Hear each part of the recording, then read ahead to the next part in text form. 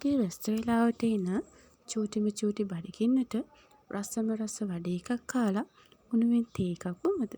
ඉතින් එන්නකෝ රසම රස වඩේ එකක් හදන හැටි මං ඔයාලට පෙන්නන්න. ඒක හදන්න පාවිච්චි කරන්නේ පාන් පිටි විතරයි. මම මේකට පාන් පිටි ග්‍රෑම් 300ක් විතර ප්‍රමාණයක් එකතු කරගත්තා.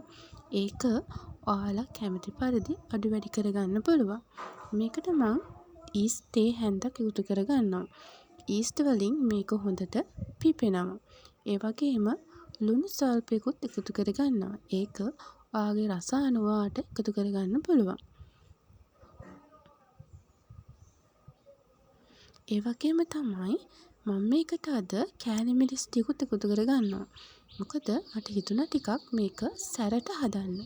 මොකද මං සැර කන්න කැමතියි. ඒ නිසා ඉතින් චුට්ටක් මේක සැරට හදාගන්න ඕනි කියලා හිතුණා.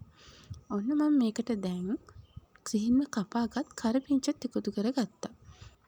මම මේකට අවු මිරිසුත් එකතු කරනවා. අවු මිරිස් කරල් දෙකක් සිහින්ම කපාගෙන මම මේකට එකතු කරගත්තා.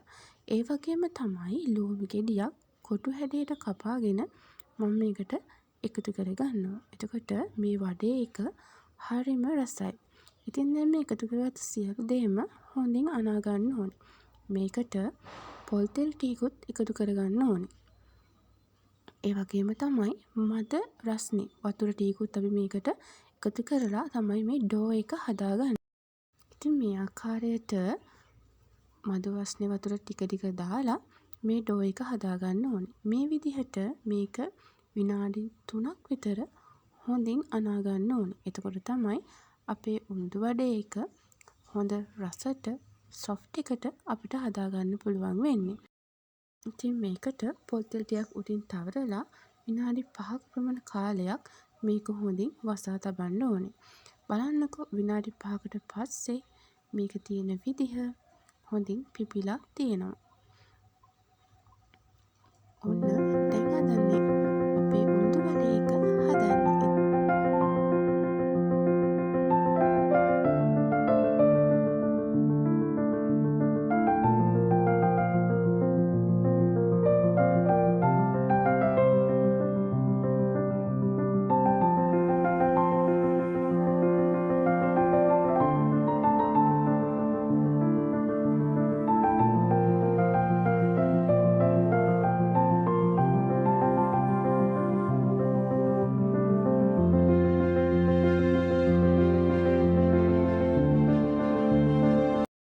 ඉතින් මෙන්න මේ වගේ රන්වන් පාට එනකොට අපි වඩේ ටික බාගන්න ඕනේ.